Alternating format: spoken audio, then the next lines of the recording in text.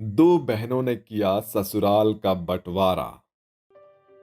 दिशा और कोयल दोनों बहनें थीं, लेकिन दोनों बहनों के रंग रूप में जमीन और आसमान का अंतर था।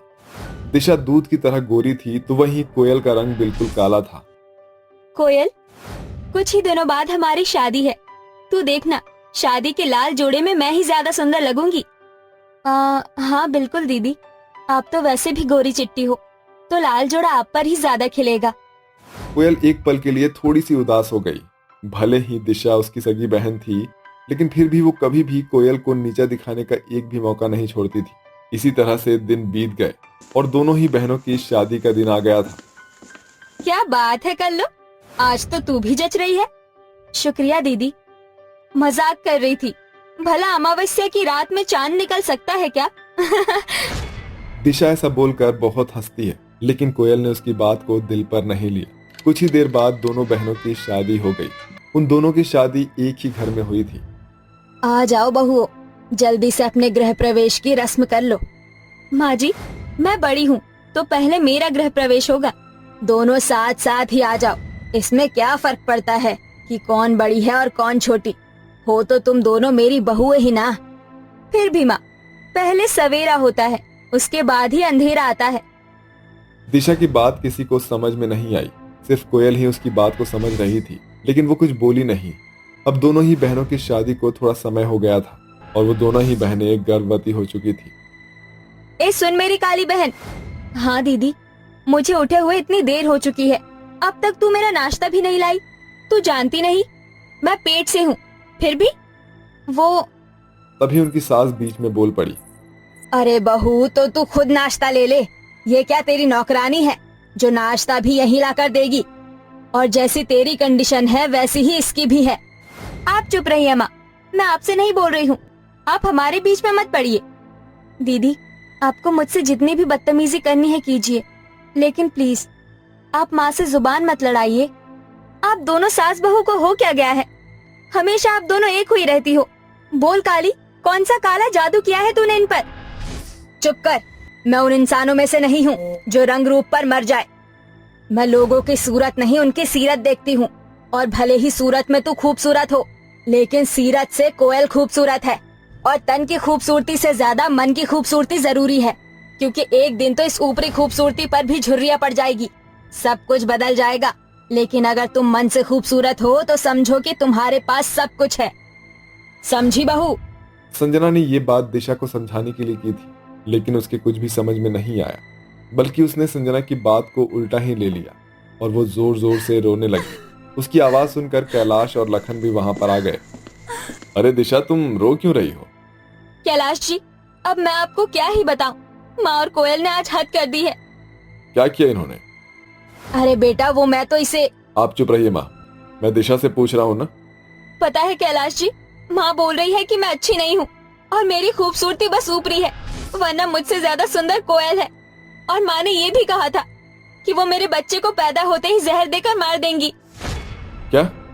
नहीं बेटा, ये झूठ है। बस कीजिए, आज तो हद ही हो गई है। माँ, मैं अब आपके साथ नहीं रह सकता हूँ। प्लीज, आज ही इस घर का बंटवारा होगा। बस आज मतलब आज। पर भैया। बस लखन, अगर माँ तेरी और तेरी बीवी के साथ ज्यादा खुश है तो तू ही संभाल इन्हें। अपनी बीवी बच्चों को मैं खुद संभाल लूंगा। उसी दिन पूरे घर का बंटवारा हो गया। कैलाश का काम लखन के आगे बहुत अच्छा था, इसलिए घर की ज्यादा कीमती चीजें कैलाश के हिस्से में चली गई और बाकी घर की बची हुई छोटी सी जगह में कोयल और उसके परिवार ने गुजारा करना शुरू कर दिया था। इसी तरह से समय बीतता जा रहा था। दिशा अलग होकर काफी खुश थी, तो वहीं दूसरी तरफ कोयल के दिन मुश्किलों में कट रहे थे। बेचारी कोयल को अपने बच्चे के लिए पर्याप्त पोषण का खाना भी नहीं मिल पा रहा था। तो वहीं दूसरी तरफ दिशा की खूब खिलाई पिलाई चल रही थी। एक दिन दिशा कोयल के दरवाजे पर आई। अरे दीदी आप। हाँ मैं। कैसे आना हुआ? सोच रही थी तुमसे मिल आऊं। वैसे तुम्हारे बच्चे को दुनिया में आने में कितना समय बाकी है? बस थोड़ा सा ही समय है। जो भी हो, मुझे पता है तुम्हारा बच्चा भी तुम्हारी ही तरह काला कलूटा ही होगा, जो नहा कर भी गंदा सा ही लगेगा, जैसे तुम लगती हो। जी, क्या आप यहाँ मुझे ये सब सुनाने आई थी? नहीं, आई तो नहीं थी, लेकिन तुम्हें देखकर याद आ गया तो बोल दिया। देखिए दीदी, मैं आपको बताए दे रही हूँ, अगर आप मेरे बच्चे पर आई तो मैं आपको नहीं छोड़ूंगी। इसलिए बेहतर होगा कि आप मुझे ना ललकारो, क्योंकि पार्वती माँ को माँ काली का रूप लेने में देर नहीं लगी थी। तुम तो पहले ही काली हो, लेकिन तुम काली माँ की तरह बिल्कुल भी नहीं हो। तुम तो एकदम लूलू हो, काला भी और लूला भी। कोयल अपनी बहन की बात सुनकर चुप हो गई, लेकिन उनकी सारी बातें संजना ने सुन ली थी। ओहो, सफेदी की दुकान को कितनी हंसी आ रही है। अरे इतना मत हंस कायर इंसान, तेरे रंग के आगे तेरे दांत पीले लग रहे हैं। अपनी सास की बात सुनकर दिशा अचानक से चुप हो गई। अब सांस आई, वरना तेरे मुंह से तो बहुत ही गंदी बदबू आ रही थी। दिशा, आप चुप रहिए। ज्यादा मत बोल, वरना हम लोग कहीं तेरी मुंह की बदबू से बेहोश ना हो जाए। तुझे मैं एक सलाह दूंगी, तू ना रोज अपने दांतों को अच्छे से साफ किया कर, वरना कहीं तेरा बच्चा भी ऐसे ही बदबू लेकर पैदा ना हो जाए। अपनी सास की बात सुनकर तो दिशा अब बोलने लायक भी नहीं बची थी। वो चुपचाप अपने घर आ गई। कैलाश अपने काम पर गया हुआ था कि उसी शाम दिशा को डिलीवरी वाला दर्द शुरू हो गया था और वो जोर जोर से कराहने लगी। कोई मदद करो। अगले घर में कौन उसकी मदद के लिए आता, लेकिन उसकी आवाज कोयल के कानों में पड़ गई थी और वो बिना अपनी चिंता किए दौड़ी चली आई। अरे बहू, तू भाग मत, ऐसा करना तेरे बच्चे के लिए सही नहीं है। कोयल ने दिशा के घर में जाकर देखा तो वो दर्द की वजह से बेहाल हो रही थी। उसने जल्दी से लखन को बुलाया और वो सभी दिशा को अस्पताल लेकर पहुंच गए। कैलाश भी दौड़ता हुआ अस्पताल आया और वहीं पर दिशा ने एक बहुत प्यारे से लड़के को जन्म दिया। सभी उसे देखकर बहुत खुश थे। मैंने तो आपके साथ कितना बुरा सुलूक किया था, फिर भी आपने मेरी मदद की। आपका बहुत बहुत शुक्रिया। माँ, आप तो मेरे बच्चे को इस दुनिया में आने से पहले ही मारने की धमकी दे रही थी, तो फिर आपने? जानती हूँ तू क्या बोलेगा। देख बेटा, एक माँ कभी भी अपने बच्चों का बुरा नहीं चाहती है।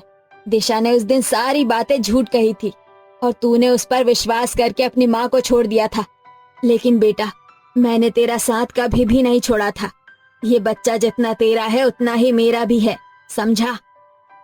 अब मैं क्या कहूँ माँ, मैं अपने किए पर बहुत शर्मिंदा हूँ। मुझे भी माफ कर दीजिए, मैं भी अपने किए पर शर्मिंदा हूँ। दोनों पति पत्नी ने दिल से माफी मांगी। संजना और कोयल ने उन्हें माफ कर दिया और सारी नफरत और तकरार खत्म हो गई। मैं आज से इस बंटवारे को खत्म करता हूँ। अब घर में किसी के बीच में कोई भी बंटवारा नहीं था। इसी तरह से दिन बीते और कोयल ने एक बहुत ही खूबसूरत सी बेटी को जन्म दिया। परिवार में दो नन्हे मेहमानों के आने की वजह से सभी लोग बहुत खुश थे और अब सब कुछ ठीक हो चुका था। इसी तरह से सभी लोग खुशी खुशी रहने लगते हैं।